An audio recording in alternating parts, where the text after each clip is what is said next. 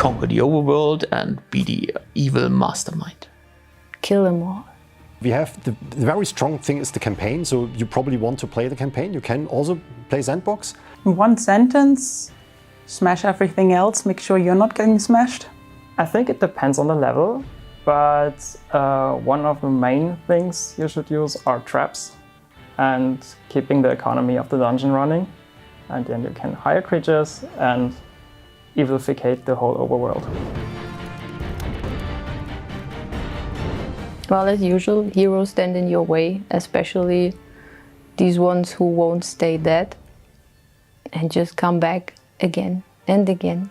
Well, the main obstacle are of course the heroes and dwarves and the main antagonist that is you're fighting in the game. The main obstacles is that we work with two different kind of gameplays. You've got the real-time strategy gameplay on the overworld, where you have to evilficate everything, you have to conquer the heroes' camps, certain quest objectives.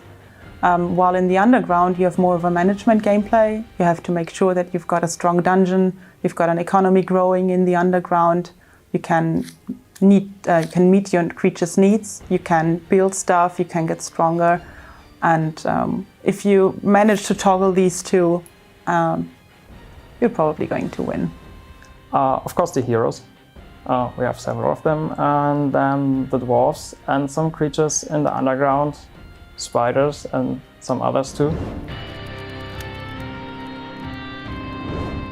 Well, Thalia, there's a new perk system for Thalia. You can, there are certain challenges in the different levels, and if you succeed in completing such a challenge, you're getting a new perk for Thalia. You can equip 3 of them, and they give you different bonuses. Like, for example, demons, they now need evilness to revive, but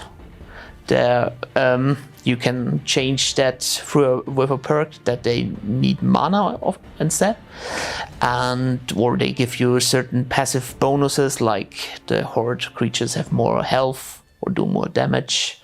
They try to change the game so you can it's more fitting to your playstyle. The idea behind it was to get something that you keep over the different scenarios. So you unlock these perks and then you have them in the next game. We had a static system in Dungeons 3 where you just unlock more skills for Thalia while you play the campaign. And now we just wanted to have you choose some alternatives. You can use this perk or that perk instead. They can grow in power too. It depends on the researches the player does in each level. And so you can try different playstyles with different factions, or all mix them together. As in Dungeons 3, they can level up. They gain experience with fighting and defeating heroes, and they level up. And in Dungeons 3, the max level was level 10 for your creatures, and in Dungeons 4, there's a certain room that you can build, and you can get in theory to infinity. So the dwarves will change the gameplay for Dungeons 4, because now they will also be able to be in the dungeon, not just by going through a dungeon entrance, but also setting up the camp there, mining, maybe digging towards the dungeon heart of the player.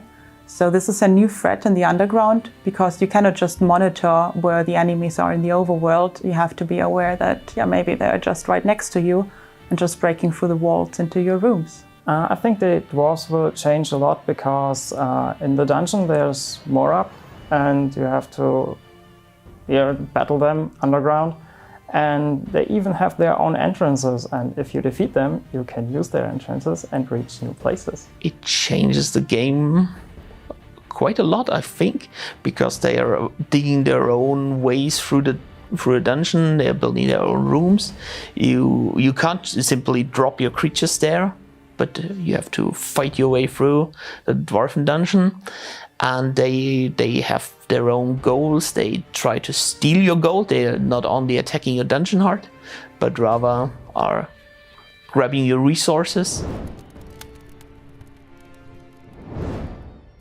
This time we added, instead of the evil hubs we had in Dungeons 3, we added different bosses to the overworld, and it was a lot of fun designing these good creatures, which are a lot more bigger and menacing than the usual enemies you encounter on the overworld. And yeah, my favorite is the house, the drunken house.